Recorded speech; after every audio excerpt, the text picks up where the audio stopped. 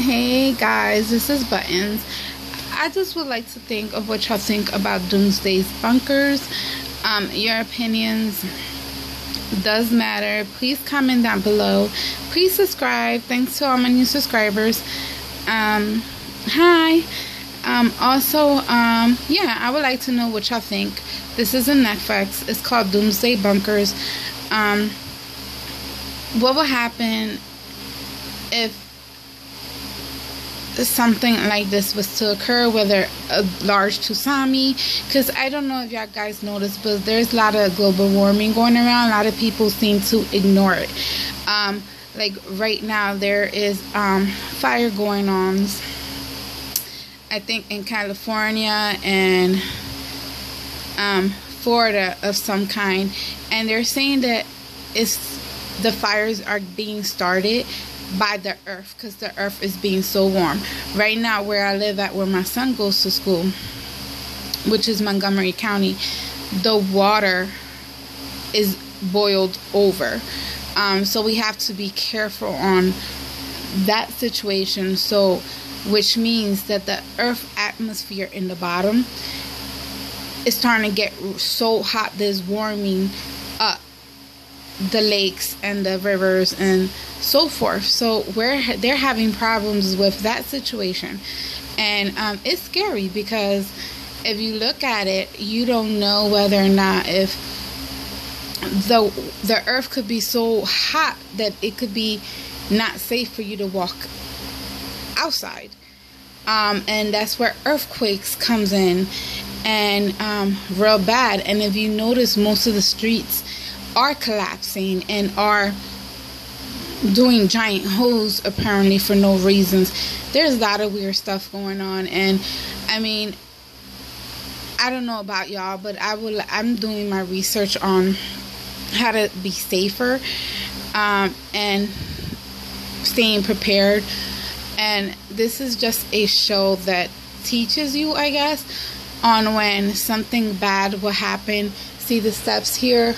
They built a home underground, and it's not like your everyday military stuff. So I'm gonna show you something about this show. Sorry if it's too loud. Deep Earth is building an 1,100 square foot bunker for prepper Shay DeGan. The crew has just finished the 400 square foot sleeping wing, but they still have 2 more units to build.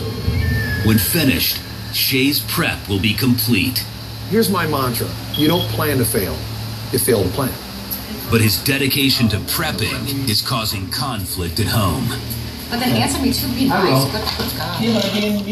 Prepping has affected my relationship with my wife. Well, what are you talking about? What time has he been? The first time he brought up prepping, I thought he was crazy. She doesn't want me to continue spending money on supplies. After a while, I thought, well, you know, if he really wants to do that and his heart is set on it, we'll do that. The bunker, of course, was a big hit. She wasn't real pleased with that. He does all the security of the family, so I'm going to trust him with it and just kind of go with it. You want to do some jiu-jitsu stuff? Yeah. Ding, ding. Shay wants his children to be prepared as well. That's how you should end up. I like to keep the kids trained up so that they can defend themselves if they need to. Where's your strong side, Klaus? It's your right. If I know that my kids can defend themselves, it makes me sleep so much better, just simply because I know when they're at school and something happens, they can stand up for themselves. So if I throw a punch, you block. Good. It's no different than sending your kids to the top school. If you prepare them in that fashion, why would you not want to prepare them for some worst case scenario too? They have to be able to defend themselves. But their best defense will be a new 1,100 square foot bunker, which Shay's planning to tour in a few days. While the crew is finishing up the exterior of the kitchen and living room wing, Scott's getting ready to test his latest invention. About the glare. Prepper clients have been asking me for something to protect their property, almost like an alarm system. After his client Mike Higgins had his generator stolen, Scott started working on motion-triggered security systems. I took the small turret that I had and I made a bigger one, big enough to hold my airsoft gun. Since it's illegal to set up a real gun to fire automatically, Scott chose a less lethal weapon. The airsoft gun that I got is fully automatic. Holds 250 BBs. The gun's hooked to software. The software looks through a camera and it detects threat images. I need to make sure it works. When my guys come up for lunch, hopefully it'll spray all of them, but there's no way for me to know. The turret considers movement a threat. Any object that changes position becomes a target.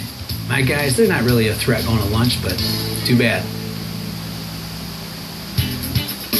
My guys are on the way up. I'm going to turn this thing on right now and just blow them away. We need to go to Home Depot after lunch.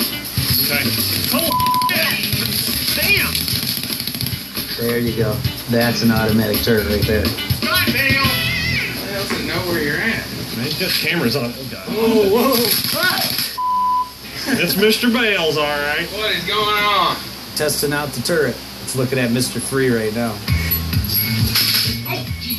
I got it working, obviously. Watching you girls run down the hallway.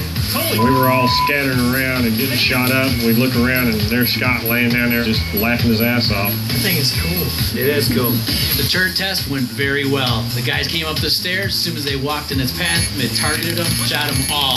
That looks a lot better than the one that was in there on the office tape to your desk. Yeah. Is this one the one we're going to get from Mike? Or? I think we're going to have to wait. This thing has so many bugs. But it did work. The main thing I needed to know is if this thing was going to pick up motion and pull the trigger and fire like it's supposed to. And it did. It'll be great for future preppers, but for right now, this isn't going to work out for Mike. Scott gets back to work. He needs a solution for Mike that can be implemented immediately. Fortunately, Mike's Florida home can serve as a temporary safe zone. I have two places prepped. One is my house. In case my family or I have to bunker down there for a period of time, we'll be okay there. I have one gas mask for each member of the family. Silver as a bartering system. Water in the event that water gets contaminated. And when the time comes, Mike's bug-out bags are ready. If we only have 5 seconds to grab something, that's what we're grabbing, those backpacks. In my bug-out bag, I have fire starters. I have water purification tablets. I have radiation iodine pills. I have traps for catching food. You're actually never done prepping. There's always something a little bit more you can do. One of the things that we're doing is going to the gun range. We're going to shoot all of those? That's why we're here. The advantage of having a gun with you in a chaotic situation, you can protect yourself. You can protect your family. You can protect your food. You can protect your water. What's rule number 1? Always treat a gun like it's loaded. Nicholas, number 4. Keep your finger off the trigger unless you intend to shoot it. Know why I chose number 4 for you? Because I shot you in the back by accident with paintball. Okay, who wants to have some fun? Yeah! Mike has labeled all non-preppers zombies. Every week, his family practices a special drill. Zombie apocalypse! Fire! Fire! You're a natural. My son Nicholas, he can shoot. Nice shot. I've seen him get better from the first time to the last time. When I first shot it, I'm like, wow, that was loud and strong. Good, keep going. Those are all good hard shots right there. He's a big boy.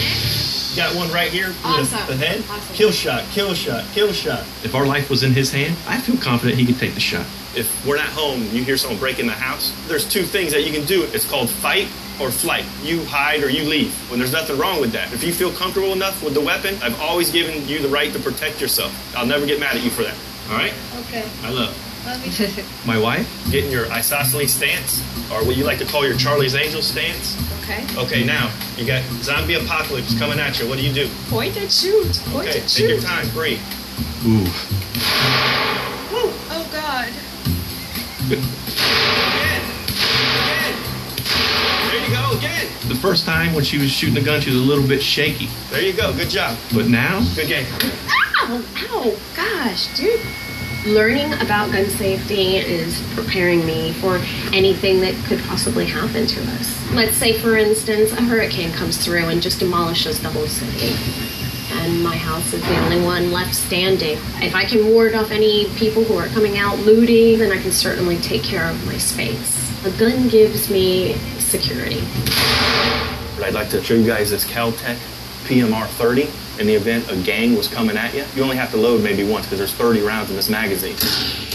What it's really going to be, it's going to be people starving, going from house to house, and there will be gangs of people doing this. That's why at our house we have over 10,000 rounds. The people who aren't paying attention out there, they don't know what's going on, nor do they care to know what's going on. They don't want to know what could happen.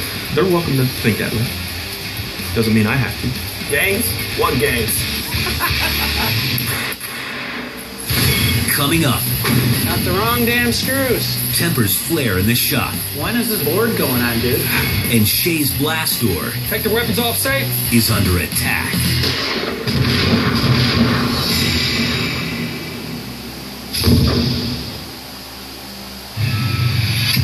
The team at Deep Earth is finishing up the exterior shell of an 1,100 square foot bunker for prepper Shay DeGan. My guys worked for close to 300 hours just to build the exterior of Shay's bunker. We used about 185,000 pounds of steel. I am buying this bunker for two different reasons. To teach people how to live in a bunker and to protect my family, if need be. In a pandemic outbreak or civil unrest, laws aren't going to apply. Shay's coming in soon for a walkthrough, and he's expecting a bunker that feels like an underground home. We just got the boxes built, and now we have to build the inside. The shower, the kitchen, the bathroom, all the stuff he wants in an underground home. We got to do that now. Building the interior of a bunker is just like building a home in reverse. The team primes the steel walls first to protect from rust, and then goes about adding plywood and drywall. My guys have been working their asses off, and I can tell that it's starting to catch up to them. Scott's son Alex is helping hang the kitchen cabinets, but there's a slight problem. We're screwed right now. We have no screws. Finally! They're sitting right over there. Alex, I need a toilet clean today, too. Ain't gonna be me. Yes, it will. No. Got the wrong screws? Are you serious? You got deck screws. Deck screws are just bigger screws that would go outside. I just asked him for wood screws. Got the wrong damn screws. Waiting all day for them. Brought us deck screws. It pissed me off. Alex, I need to talk to you. The throwing stuff, no more, okay? I see you throwing stuff at anybody, you're done. But you know No, why, right? no. It's unprofessional, it's unsafe. He's the boss's son. He thinks he can get away with anything. I'm the owner's son. I could throw anything at pretty much anybody. Get away with it all the time. Alex is wanting respect from everybody around here, but in order to do that, he's going to have to earn it and stop acting like a 2-year-old. But the Deep Earth crew has bigger issues to deal with than Alex's behavior. You see right here? For the moisture and the humidity today with the rain and stuff, I mean, it's just separating the plywood. The humidity has created excess moisture on the build floor, ruining the plywood. We can't put this in the bunker. We need to go to marine grade plywood. That's one option. Sorry. You gotta peel it all off. We can't work with this, so. I will have some information and some wood for you within the hour. Every second counts. Shay's paying $450,000 for this bunker, and his walkthrough is right around the corner. I guess I'm off to the hardware store. Pick up more material for more work. While the crew deals with the walls, Scott Bales is on the road to solve a security breach for his client, Mike Higgins. The day I found out the generator was stolen, I was pretty pissed. I thought this was a safe and secure area. I guess now I know better. What's up, big boy? Hey, Scott, how you doing, man? Scott's automatic gun turret is still a work in progress. As an immediate fix, he's built Mike a complex security matrix with 360-degree camera coverage and a two-way communication system. 4-channel DVR, 4 cameras, night vision, a mega speaker, all hidden in trees.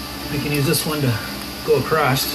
The cameras and sound system will be triggered by a motion detector. If an intruder trips the system, Mike's phone will alert him, whether he's down in the bunker or across the globe.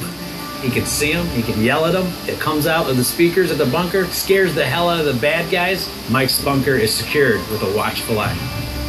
Mike, there it is, buddy. All 4 cameras set up just like you and I did it. And then from home, you'll be hitting it from the internet. And I'm going to give you an IP address that you type in. Okay. And when you hit it, it'll look just like this on your screen at home. Use my microphone on my laptop to do it. Okay. Hey, you're trespassing. I'm calling the police. You better leave now.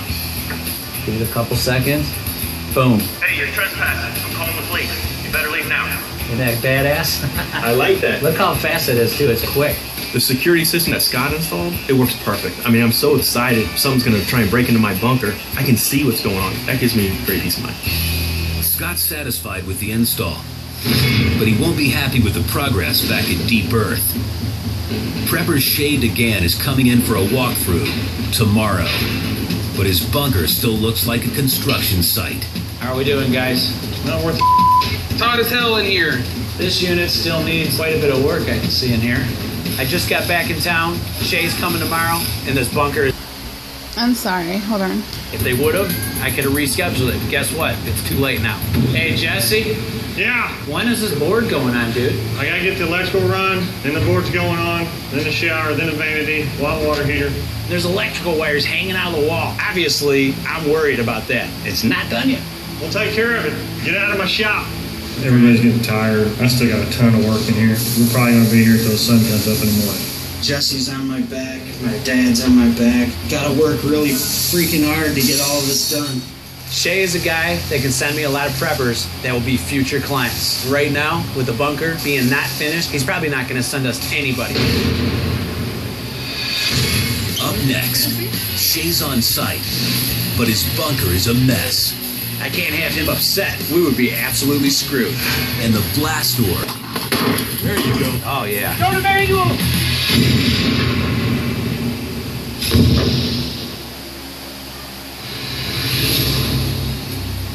The crew at Deep Earth just pulled an all-nighter to build out a massive bunker. We were walking in our sleep like a zombie almost. Adding a full kitchen and hundreds of feet of plumbing and electrical wire. Sorry. I'm extremely tired. I'm exhausted. Everybody's been busting their ass on this bunker trying to get it done for Shay. Even Alex has really stepped up and started doing a pretty good job. But all the hard work wasn't enough to finish the job. The food and living units are in good shape, but the sleeping wing is far from done. And their client Shay is coming for a walkthrough. When we're getting close to the end of a project, we have a client walkthrough where they actually walk through the bunker to make sure everything's exactly what they want. Shay is really big in the prepper world. I really need to impress him, and right now I am not happy with how this thing looks. Hey guys, we got an hour until Shay gets here. So we really got the heat on us. So how much more stuff do we got to do? We got quite a bit left to do. We still got paneling and the tile on the floor, the toilet, the sink, a couple more hours. I feel pretty good about the first two units, but the third unit with the bathroom in it, not feeling so good about it. When do you plan on putting the toilet in? We should have the whole bathroom done in about another hour. I know the guys get a little crazy when I'm walking through with the coffee after they've been here for 2 days, sleeping here. We've got to step it up. That'd be getting a lot more work done if everybody would get out of here. How are you? I'm doing good, man. Good to see you. Going from a house into a bunker is going to be a big shocker for my family. I want to make certain that there's enough room that the four of us can move about freely and not get on each other's nerves. I'm a little bit worried. Going to walk in there and say, where the hell's my bathroom? What room is this? Is this a closet? What do you think? Oh my God. Are you serious? That's a big girl. Oh my God. Look at the outside. Somebody can tell you something is 1,100 square feet, but actually seeing it in person is a completely different story. Oh my God, look at how the cabinets and everything. The cabinets are literally like the quality of the cabinets in my own home. We can put a couch in here, TV on the wall, DVD, whatever you want to do. Shay is really happy with this walkthrough. I can tell by the smile on his face. Yesterday, I was freaking out. I didn't think they were going to get done. They did. The guys did a great job. This is just the food area here? Just for storing food. And in here, Charlie and Jesse are putting the floor in. When this thing is done, it's going to be, it looks just like a house. This will be house underground when they get done. I'm blown away. I think it's just incredible. The master bedroom, the other living quarters. Definitely can see how it's going to really look like a home. This thing is just incredible. But here's the deal. I just want to make certain that if you can ease my concerns, the bunker door, it's got to be strong enough to withstand a number of different things. Shay's bunker will double as a classroom. Since its location will be public, the blast door needs to be indestructible. The weakest part on any bunker is definitely the door. We really put a lot of time and money into our blast doors to make them as strong as they can be. The first version wasn't quite up to spec. To beef up the door, the crew doubled down on the steel. This door has 2 extra layers of 14 gauge on the bottom, 2 extra layers of 14 gauge on the top. A mock-up of the new door is waiting right outside. This is going to be the ultimate test to prove to you that this door is what I said it's going to be. What do you have planned out here? To prove that the blast door is indestructible, Scott's bringing in a SWAT team for a live fire demonstration. They're going to attack this door from every angle with several different kind of weapons so that we can prove to Shay that this is the door for his bunker, that we did our job and we did it right. We're going to hit it with 3 AR-15s, then we're going to transition to our 45 caliber handguns, and we're going to empty all our bags on that door. The door has got to withstand whatever he's going to throw at it today. If the door fails, then we're going to have to go back to the drawing board. All right, guys, you ready? Take the weapons off safe. Fire!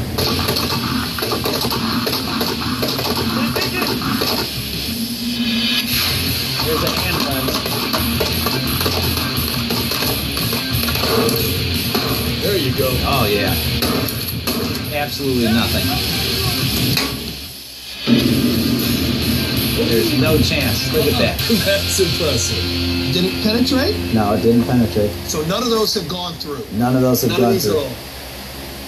Wow. I'm surprised. I thought for sure at least some rifle rounds would penetrate. The bullets are inside the door. The ones that penetrated, they just go inside. That's pretty impressive, Scott. But Scott can't call this a can withstand an explosion. So the SWAT team has brought along a demolitions expert with enough firepower to blow a hole through 3 feet of concrete.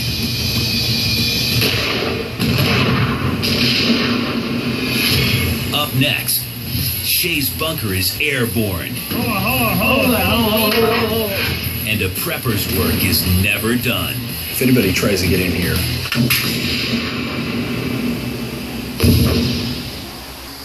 I'm sorry. Let's move on. Engineering to the limit. Damn! That's an automatic turret right there. But today, he may have bitten off more than he can chew. A SWAT team is unleashing a massive explosion on one of his custom-built bunker doors. Mountain Thunder, binary compound. Each pound is equivalent to a stick of dynamite. There's 3 pounds. I wasn't expecting that. I think you're going to need a whole new bunker. Our door is designed to take a blast. We don't know if it can take a 3-pound blast right at the lock system. This is going to be the straw that broke the camel's back.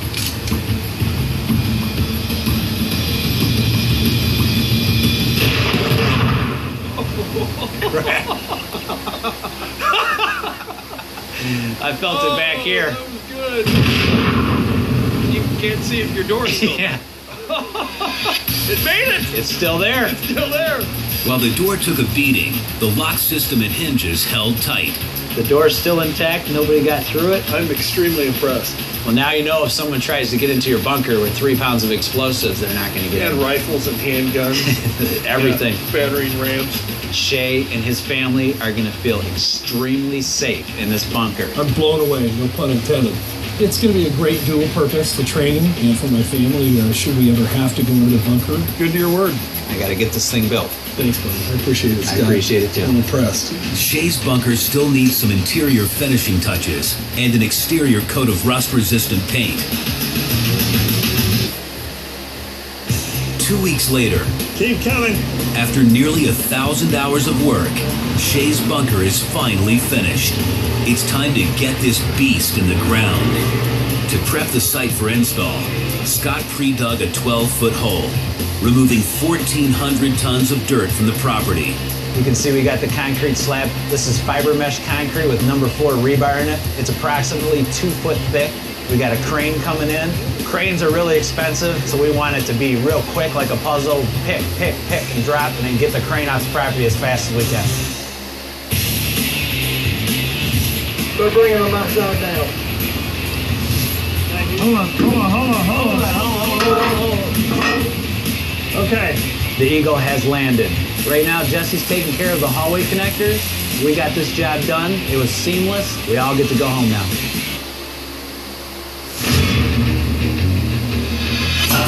Weeks later, Shay's well water and septic are hooked up, and the bunker is fully covered. Underground, Shay's settling in, but he knows the most difficult part of bunker life is still ahead. I'm not going to have a problem closing that door as long as my wife and kids are safe. In order to live 6 months underground, Shay's stockpiled 1,500 pounds of food. But he's also added many of the comforts of home, I moved a lot of furniture in, so it feels a lot homier. Scott was fantastic to work with, absolutely true to his word. I am very, very confident that my family will be kept safe and secure, and being able to bring students down here to actually touch, feel, and experience what a real bunker is like is a very, very important part of our training. I can only hope that other people have planned accordingly and are able to keep their families safe and secure. Bottom line is, this bunker is for my family and my family alone. And if anybody tries to get in here, they're not going to get in here. They're on their own. They're going to have to find their own place of shelter. Back at Deep Earth, Scott has one more piece of business.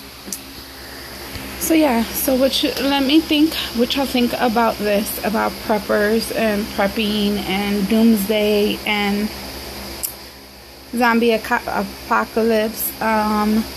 Yeah, I'm really interested in what y'all guys think about this situation, about global warming and stuff like that. So yeah, if you like this video, give it a thumbs up. Please comment down below. Please subscribe. Thank you. Have a blessed day.